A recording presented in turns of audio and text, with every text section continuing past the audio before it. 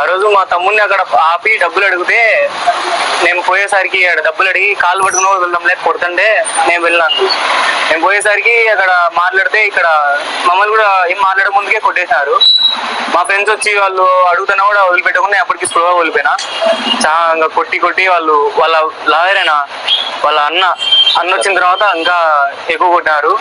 అప్పుడు నేను స్లోగా తప్పిపోయినా. అమ్మ వచ్చిన తర్వాత కూడా వాడు వదలలేదండి. వాళ్ళందరూ అసలు కుదరలేదు.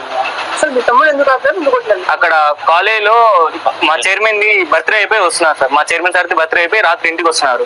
వచ్చే టైంలో వాళ్ళని పట్టుకున్నారు. ఆపి మీరు డబ్బులు ఇస్తే తప్ప మేము పంపించము, లేకపోతే ఏదైనా ఆయన వదలమని చెప్పి వాళ్ళని కొట్టినారు.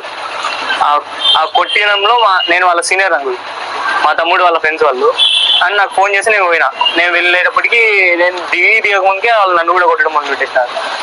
నేను ఎందుకని నా ఫ్రెండ్స్ కూడా తీసుకుపోయినా అంకుల్.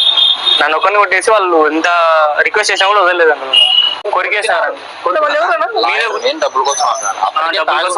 తాగి పిల్లలను బెదిరించి డబ్బులు ఇస్తే పంపిస్తామని చెప్పి డబ్బులు ఇస్తే పంపిస్తాము, లేకపోతే మేము పేరెంట్స్ పోతే కూడా మిమ్మల్ని ఇక్కడనే బూడ్చి పాతేస్తాం, ఎవరు వస్తారో రండి.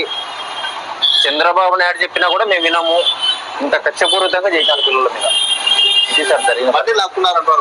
బండ్లు 2 లాక్కున్నారు. బండ్లు వాళ్ళ దగ్గర ఉన్నాయి, కీస్ కూడా వాళ్ళ దగ్గర. ఫస్ట్ ఒక బండి లాక్కున్నారు, తర్వాత 2 బండ్లు లాక్కున్నారు. ఇప్పటికి కీస్ కూడా వాళ్ళ దగ్గర ఉన్నాయి.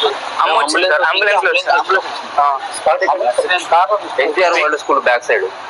KGR school chairman Kondareddy birthday function కు మా పిల్లలు చూడడానికి పోయినారు. చూసి వస్తుండగా అక్కడున్న అందరూ కలిసి మా పిల్లలను చాలా ఘోరంగా కొట్టినారు.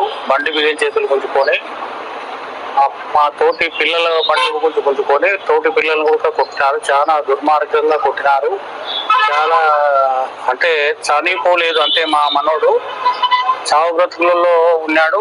పోయి కింద పడ్డా కానీ వెనక ముందర చేతులు ఇరగదీసి రోడ్డులో, గ్రావెల్ రోడ్లో, మెటల్ రోడ్లో ఈడ్చి చాలా బీభత్సం చేసినాం. కాబట్టి